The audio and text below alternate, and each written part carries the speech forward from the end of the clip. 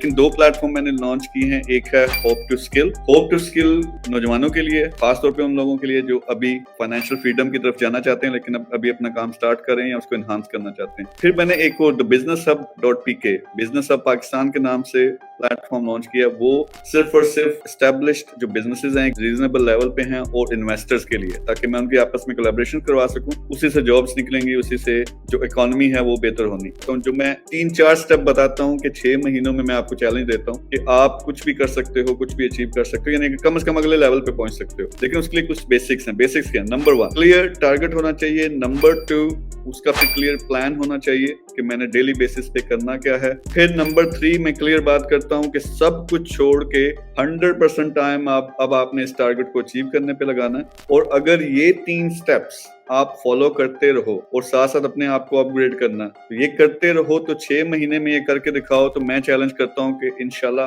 जो भी आपका टारगेट है अगले लेवल पे जाने का, वो इंशाल्लाह पूरा होगा।